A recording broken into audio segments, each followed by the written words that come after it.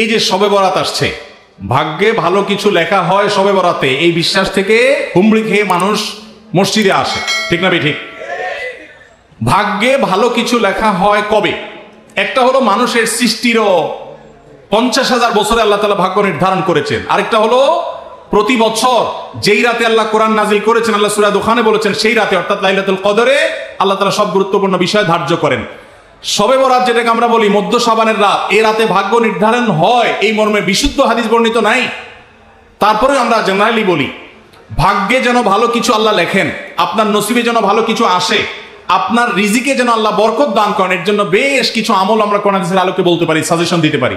তবে তার আগে আমাদেরকে জানতে হবে যে ভাগ্য সুপ্রসন্ন হওয়া বা রিজিকে বরকত হওয়া বলতে কি বোঝায়। ভাই, রিজিকে বরকত হওয়া বলতে বোঝায় আপনি যা কামাই করবেন এর ভিতরে আল্লাহ তাআলা কল্যাণ দিবেন, যা কামাই করবেন এর ভিতরে বরকত হবে। প্রাচুর্য না, অনেক টাকা না, যা হবে এটাতে কি হবে? বরকত হবে। আমরা কি বরকত চাই না সম্পদ বেশি চাই? বরকত চাই।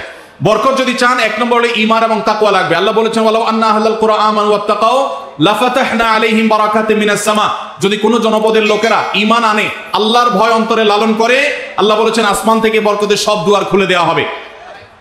এজন্য ভাই, ঈমান যদি থাকে, তাকওয়া যদি থাকে, গুনাহমুক্ত জীবন গড়ার সংকল্প যদি থাকে, বরকত আসবে জীবনে। নাম্বার 2, ইস্তেগফার বেশি বেশি করলে, আল্লাহ বলেছেন সূরা নূহের মধ্যে, যদি কেউ ইস্তেগফার করে, নূহ আলাইহিস সালাম তার জাতিকে বলেছেন ফাকুল তুস্তাগফিরু রাব্বাকুম ইন্নাহু কানা গাফফারা ইউরসিলিস সামাআ আলাইকুম মিদরারা ওয়া ইউমদিদুকুম বিআমওয়ালিন ওয়া বানিন ওয়া ইয়াজআল লাকুম জান্নাতিন ওয়া ইয়াজআল লাকুম আনহারা।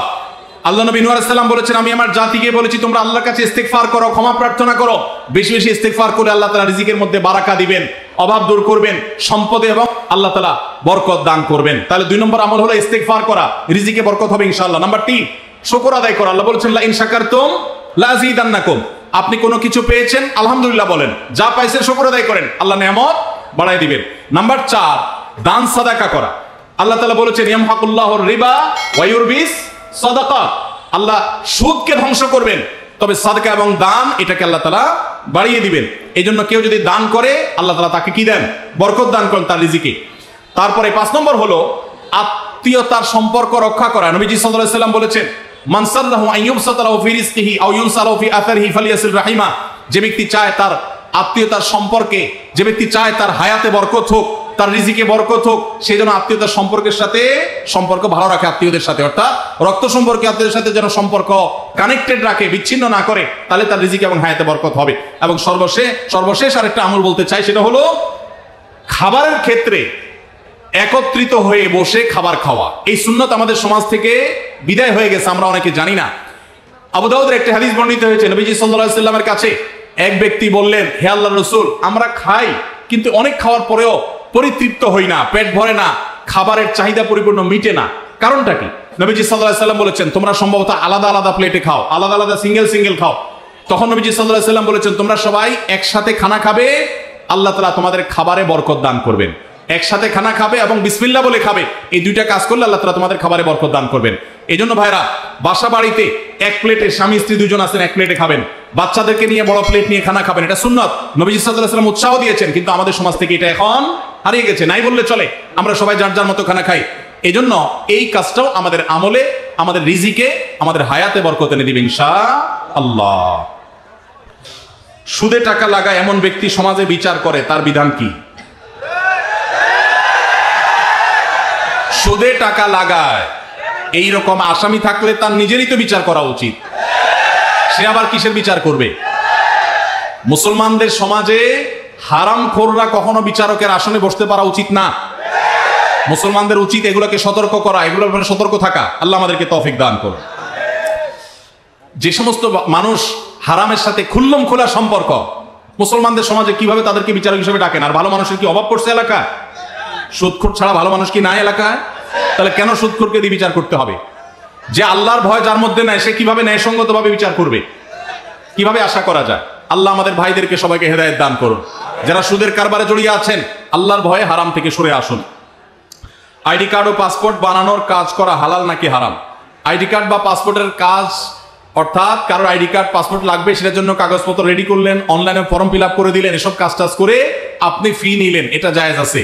কিন্তু আপনি আইডি কার্ড এবং পাসপোর্ট অবৈধ উপায়ে যেটা পাওয়ার কথা না সেটা পাওয়াই দিবেন, যেটা 10 দিনে পাওয়ার কথা সেটা 5 দিনে পাওয়াই দিবেন। এই রকম করে যদি আপনি অফিসারদের সাথে তলে তলে লিঙ্ক করে ঘুষের লাইন করে আর ক্লায়েন্টের কাছ থেকে টাকা নেন, তাহলে সেই উপার্জন আপনার হারাম। কথা কি বুঝাতে পারছি?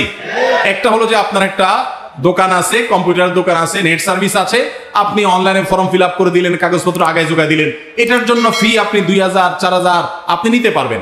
কিন্তু আপনি ক্লায়েন্টের কাছ থেকে অতিরিক্ত টাকা নিয়ে ওই পাসপোর্ট অফিসার, এনআইডি কার্ডের ওই অফিসারে আপনি ঘুষ দিলেন, দিয়া আপনি কাজটা করে আনলেন।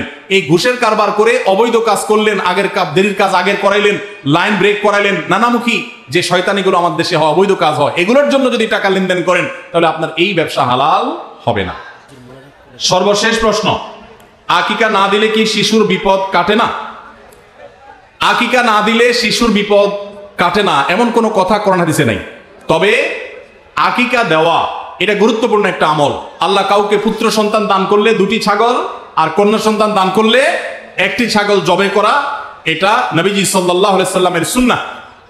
এটা জন্মের 7ম দিনে, না হলে 14তম দিনে, না হলে 21তম দিনে করবেন। সেটাও যদি কোনো কারণে না হয় পরে যে কোনো সময় করলেও আদায় হয়ে যাবে। এমনকি কারো শিশু কারো যদি আকিকা দেওয়া না হয়, বড় হওয়ার পরে তার আকিকা দিলেও আদায় হয়ে যাবে। এই আকিকা এটা না দিলে যে বিপদ কাটে না এরকম কোনো কথা নাই। তবে হ্যাঁ, বিভিন্ন হাদিসে নবী সাল্লাল্লাহু আলাইহি সাল্লাম বলেছেন, কুল্লু গুলামিন মুরতাহানুন বিআকিকাতিহি, বাচ্চার এটা আকিকার উপরে সে অনেকটা ডিপেন্ডেন্ট থাকে। এই হাদিসের ব্যাখ্যা অনেক মুহাদ্দিসরা বলেছেন, আকিকা না দিলে, আকিকা দেওয়ার ফলে সে বিভিন্ন ক্ষয়ক্ষতি থেকে বেঁচে থাকতো। অনেকে বলেছেন শয়তানের কুমন্ত্রণা থেকে বেঁচে থাকে আকিকার মাধ্যমে, এটা থেকে সে আর বাঁচতে পারে না, ওই ক্ষতি তাকে স্পর্শ করার সম্ভাবনা থাকে। তবে কেউ আকিকা দিতে পারলো না, অন্য কোনো আমল করলো তার সন্তানের জন্য, আল্লাহ তাআলা তাকে সেভ করতে পারেন। এমন কোনো কথা নাই যে আকিকা না দিলেই তার সন্তানের বিপদ কাটবে না। তবে আকিকা দেওয়া উচিত, এর মাধ্যমে সন্তান নানাভাবে উপকৃত হয়, নানাভাবে সেভ থাকে, নিরাপদে থাকে। আল্লাহ আমাদের যাদের সামর্থ্য দিচ্ছে তাদেরকে আমল করার তৌফিক দান করুন।